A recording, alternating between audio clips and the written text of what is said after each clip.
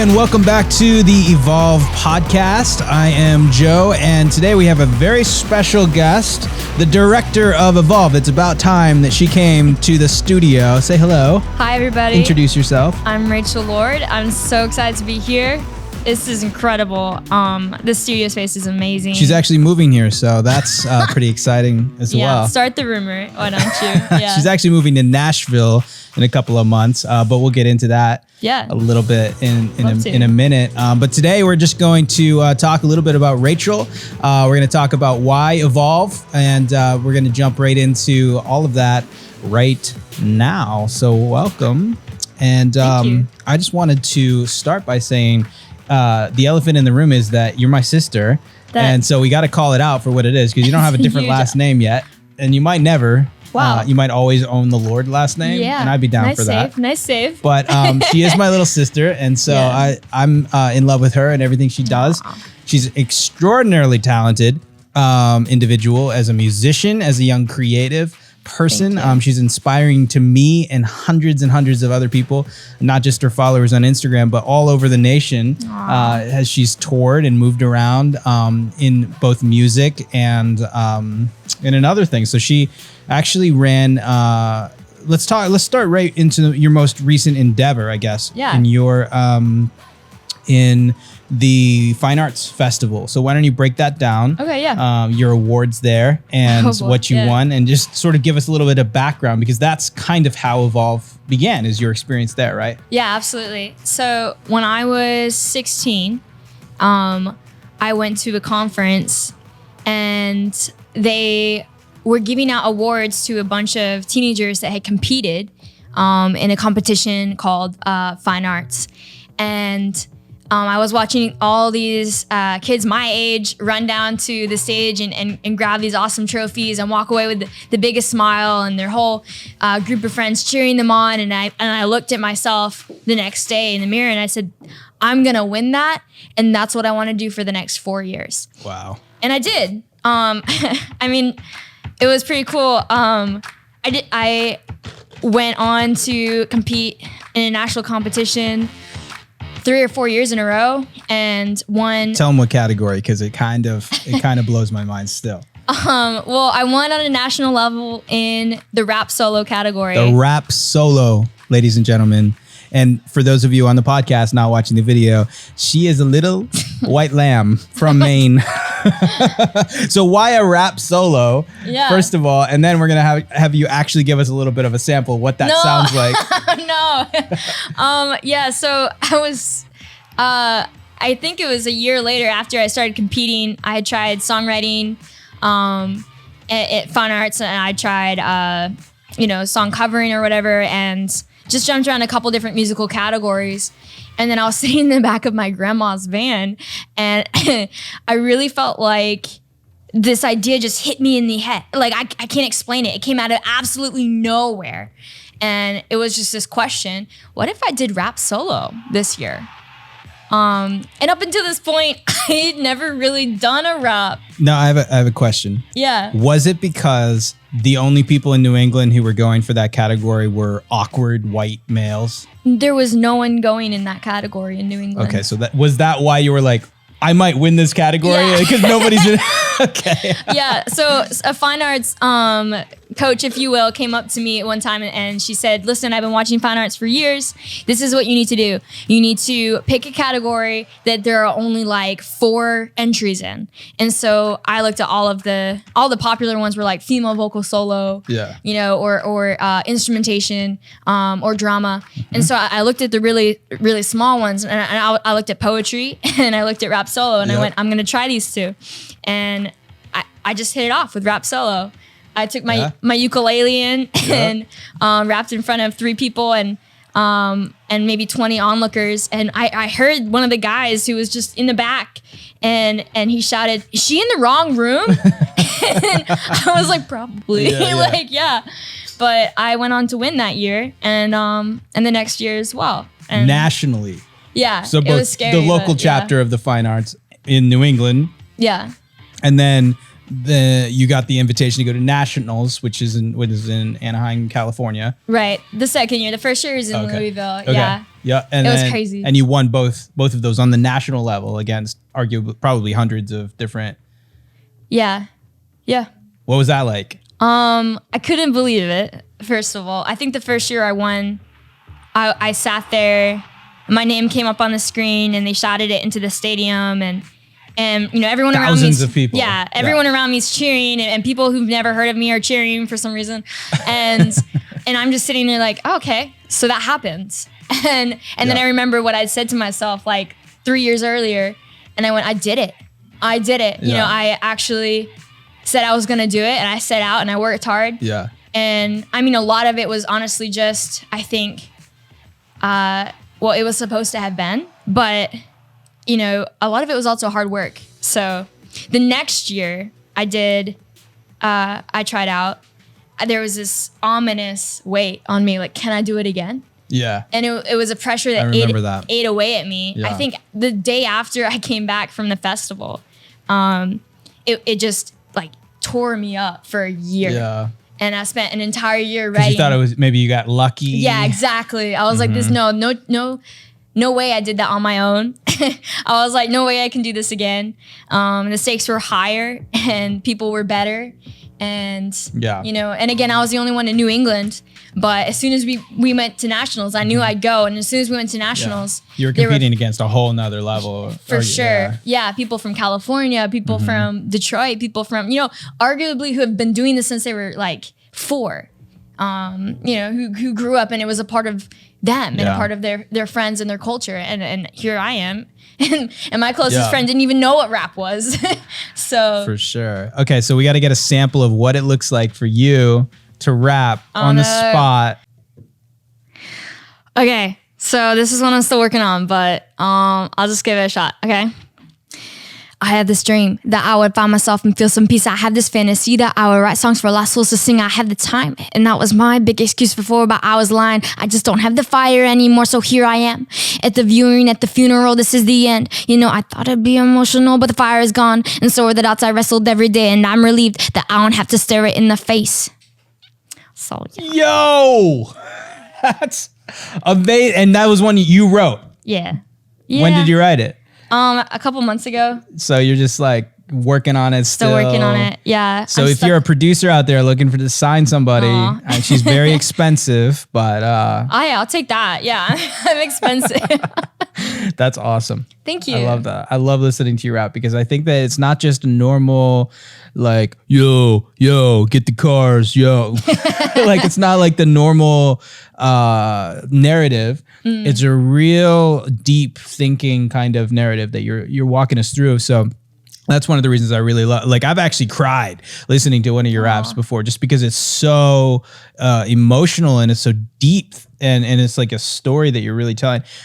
Versus the most raps that you hear, I mean, Right. to be honest, are just really surface level, very skin deep, lots of rhyming, lots of just, surface Yeah. level crap. And that's what it Sure. is. It's kind of garbage. Now, even if they're a talented rapper, the lyrics are just kind of like surface level, whatever, Right. bounce around. What do you think about that? I think you're right. I think that, you know, as an artist, we have a responsibility, to be honest, because that's really what art is it's a perspective, and it's an honest perspective So responsibility, how, for what?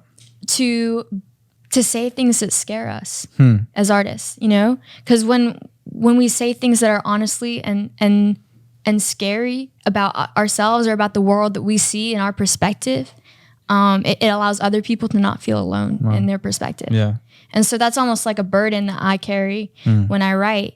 And I think I rap because some of the things that I say are so scary to say out loud and so embarrassing. Yeah. The faster I can say it, I'm almost hoping people don't get it. So Wow. yeah.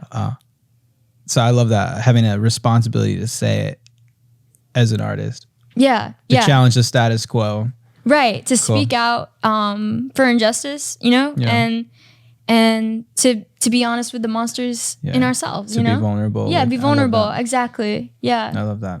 to let people in. Well, if there's one thing I can say about you is that you are a very honest, vulnerable person, and that comes across in all areas of your life, not just in your music, but especially in your music, because you bring this extra beautiful touch that you put in everything, not just the vocals, not just the lyrics, not just the music, but all of it combined. Thank you. Makes such a powerful song and presentation every time. I love that. I listen to every, and it's not. I'm not just her brother. I'm fanboying over here a little bit. So thank you. That means a lot to me. So let's transition into talking about how we got to being where we're at now with Evolve and getting started. Yeah. Yeah. So I think it really was born out of this moment that I had at Fine Arts. You know, I after I won, I came home and I was graduating high school in the spring, and I just sat at the table and went, all right, so that's it. And you know, I was waiting for someone to reach out to me and help me take a next step someplace, and I just didn't know what it looked like. Yeah. You know, I'd won these competitions, I won these scholarships to a college, and I just went, you know, that's it. Yeah. What's next? What's next? Exactly. Yeah. And I really was looking for someone to come out of the competition with me and help me and inspire me and guide me along this, like almost like a mentor. And you know, granted, I'm sure a lot of people have done that for other contestants, and that just wasn't a reality for me or for New England. And so I went around and I looked around at Fine Arts and went, how can I make this better? Because, you know, there's so many kids, especially in New England, that need someone to show them what a next step looks like. So when you say make it better, what do you mean? Like provide better opportunities, or are you talking about the competition part of it, or all aspects in between? Yeah, make it better in the sense of, so that it wasn't just it for everybody else too. You know, like come alongside these kids and really show them how to make art a lifestyle, how to make it a career. A lot of my friends, I made a lot of friends through Fine Arts, and they all started normal jobs after that. Yeah. And it really kind of shattered me inside going, am I the only one that's coming out of this? Like, yeah, this is what I'm going to do for the rest of my life. Yeah, exactly. And so I don't know, I just had this burden to try to fix that problem. Yeah. You know, I thought maybe if they were more inspired, you know, maybe if they had been mentored, maybe if they had been equipped better, they'd go after it too, you know?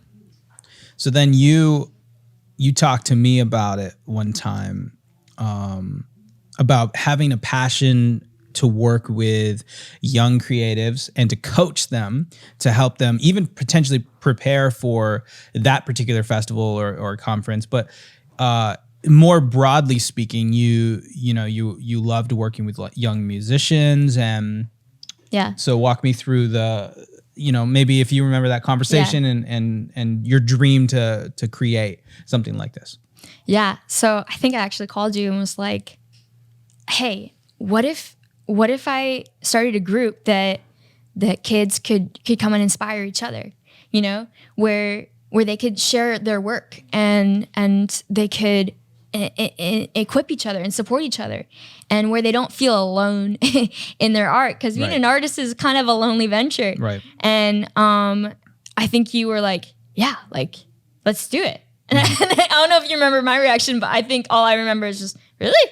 Like, really? Yeah. Like, okay, cool. So what's that look like? And I don't remember all of it, but I'm pretty sure we were both like, we don't know yet, but let's do it. But we just started to do something. Yeah. And we were brainstorming about the name for months. Oh my gosh. Trying to get, I don't even remember some of the terrible ideas that I had. Well, mine were worse. Mine were way worse. But so we finally landed on Evolve. Why Evolve? I think we wanted to say a name that really encompassed the whole process of artistry and of the first steps. And really it's the whole thing. It's going from point A to point B, and then always pushing yourself for more. Like it's not just making it to success, whatever that looks like for you. You're constantly learning, you're constantly growing, you're constantly inspiring others and paying it forward. Yeah. And that kind of encompassed this word evolve for us. I love that. Yeah. So where do you see Evolve going? We are right now in August 2020, and we're coming up here in just a couple of weeks going to have our very first award ceremony. So hyped. And so hyped. Then where do you see it going 5 years from now? Oh, unfiltered. Unfiltered. You heard it here first. Oh boy. I think we could have our own label. I think we easily have our own production company, and that in 5 years it wouldn't just be New England that this competition was open to and working with. Although I think New England could be really the epicenter and the flagship, if you will. Mm-hmm. But I think it could be national, you know? Oh, yeah. I think kids from all over the country and all over the continent could really dive into this, and that, you know, if Evolve's name is on a production, oh man, it's like the Twitter check on an account, like, you know, like, oh, they're legit. Confirmed. Right, exactly. Verified. Like, I think that we'll be going around kind of like America's Got Talent and really plucking kids out of small towns and bad environments and believing in them, breathing life into their art and their work. And once, you know, they're partnered with us, like, oh my gosh, the places we can go, you know? Like, I see us touring, I see us putting out YouTube series, you know, I see you going on like a talk show, like, being like, back in 2020. I love that. And I love your heart, your passion that you're putting into this, and really treating it like it's your baby. Because I think as an artist, when we have something that is our baby, we really do everything that we can to make it grow up, nurtured, and manifest itself into this grandiose vision that only we fully understand ourselves, but secretly we understand, and we know, like, this is going to be huge. This is going to be awesome. And I think, you know, I caught that initially, and didn't know exactly what it would look like, and I think it's still going to evolve. No pun intended, right? No, that was definitely intended. It's going to continue to evolve for the next several years. And you know what? One of the things I've learned, just real quick before we wrap up here, is that art continues to, you know, in any creative form, it constantly is going to be improving. It's constantly going to be changing. And it never looks exactly like you initially planned. And that's good. That's a good thing. So when you draw something out before you paint it, you know, you're going to roughly paint it in, but you're also going to change things as you start to slap color on it or whatever. I'm not a painter. Maybe that's a bad metaphor. But with video, it's like that. With photography, it's like that. You plan out all of the initial concepts ahead of time. And then as you start to jump into it, you continually evolve what that plan is going to be. And then in the execution of that, it changes, and it changes for the better. So that's what this is going to be, I think. I think so. You know, this initial planning stage that we're in, we're only 5 months into it, I think. Right. And 5 years into it, it's going to be completely different than what we think. But still have some of the same basic structures, and it's going to be better and even, you know, improved. And so many more people are going to be involved. For sure. So I love that. Thank you for heading this up and for putting your heart and soul into it. Thank you for believing in it, you know, and for taking this on and partnering with me. Like, this is a dream come true. And I'm so proud and so excited. So thank you. It's awesome. It's awesome. So today we're going to wrap with that for this episode. Thank you, Rachel, for joining. Thanks for having me. And until next time, what's our tagline? We were trying to come up with one the other day. Oh my gosh. What is it? Stay young, stay hungry, stay creative. Stay single, I think. Make art, not babies. Okay, guys.